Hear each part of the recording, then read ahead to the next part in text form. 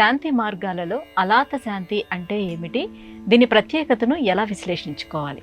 అలాత శాంతి, అలాతము అంటే కొరివి అని అర్థం. కొరవి అంటుంటారు, రెండో పదం కూడా ఉంది. కొరివి దయ్యం అని అంటుంటారు చూడండి. కొరివి అంటే మామూలు కాలుతున్నటువంటి కట్టె.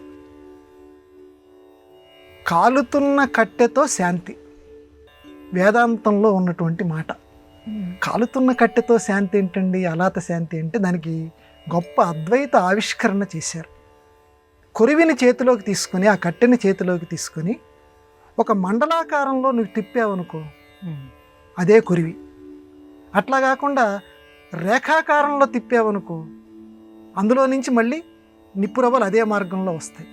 అట్లా కాకుండా ఇట్లా వెనక్కి ముందుకి ఊపావనుకో, మళ్ళీ నిప్పురవ్వలు అదే మార్గంలో వస్తాయి. అంటే నువ్వు మండలాకారంలో తిప్పినా మండలాకారంలో వస్తాయి, కానీ రేఖాకారంలో తిప్పినా అదే రకంగా వస్తాయి. అంటే నువ్వు ఏ ఆకారంలోకి మలుచుకుంటే నిప్పురవ్వలు ఆ రకంగా ఉంటాయి. కానీ ఎందులో నుంచి వచ్చాయి? అవి కొరివిలో నుంచి వచ్చాయి.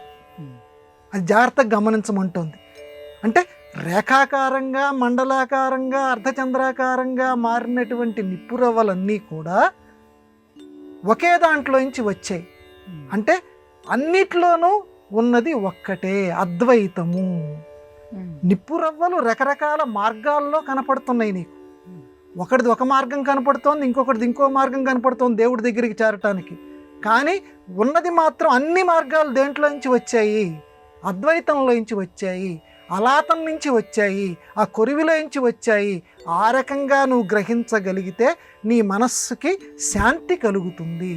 దానినే అలాత శాంతి అంటే. అన్నింటిలోనూ అద్వైతం చాలా గొప్పది.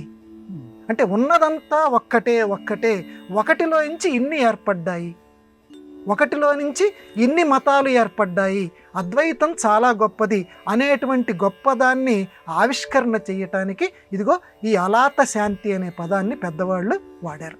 కాబట్టి అద్వైత భావ ప్రకటనకి ఉపకరించేటువంటి పదం ఇది.